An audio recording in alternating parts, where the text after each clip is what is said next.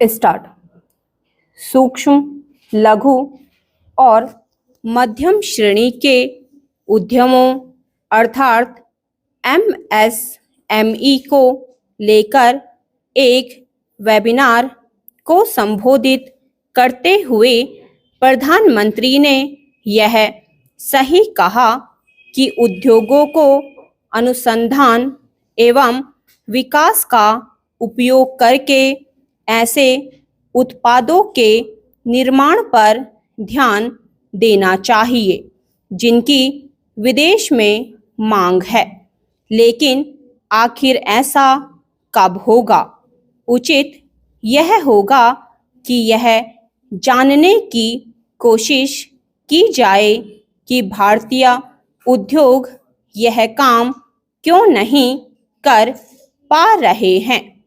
यह जानना इसलिए आवश्यक है क्योंकि तमाम अनुकूल परिस्थितियों के साथ देश में सस्ता श्रम भी उपलब्ध है। इस तथ्य को ओझल नहीं किया जाना चाहिए कि मेक इन इंडिया और आत्मनिर्भर भारत अभियान के बाद भी चीन विश्व का कारखाना बना हुआ है। हमारे उद्योग चीन का मुकाबला नहीं कर पा रहे हैं। चिंता की बात यह है कि अब कई पूर्वी एशियाई देश विश्व व्यापार में अपनी भागीदारी बढ़ा रहे हैं। एक तरह से अब भारतीय उद्योगों को उनसे मुकाबला करना पड़ रहा है। यह ठीक नहीं। भारतीय उद्योग उस गुणवत्ता के उत्पाद नहीं बना पा रहे हैं जिनकी विश्व बाजार में मांग है।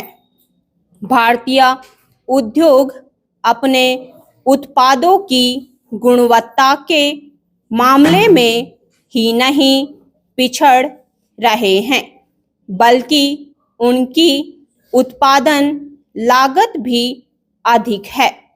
हमारे उद्योग ऐसे उत्पाद भी नहीं बना पा रहे हैं जो उच्च तकनीक आधारित हों और जो अपेक्षाकृत महंगे हों।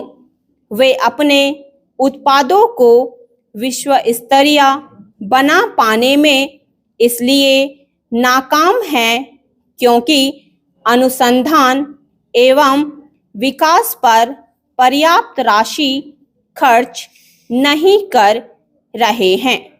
विडंबना यह है कि जो कारोबारी आर्थिक रूप से सक्षम हैं और अनुसंधान एवं विकास पर आसानी से पैसा खर्च कर सकते हैं, वे भी ऐसा करने के लिए आगे नहीं आ पा रहे हैं।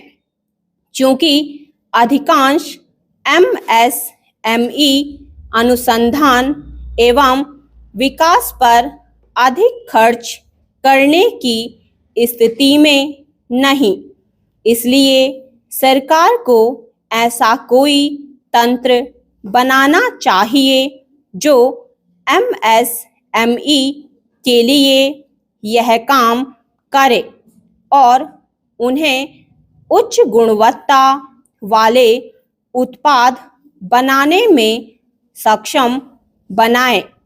इससे ही उनके उत्पादों का निर्यात बढ़ेगा और यह कहा जा सकेगा कि भारत वैश्विक अर्थव्यवस्था के लिए वृद्धि इंजन बन गया है।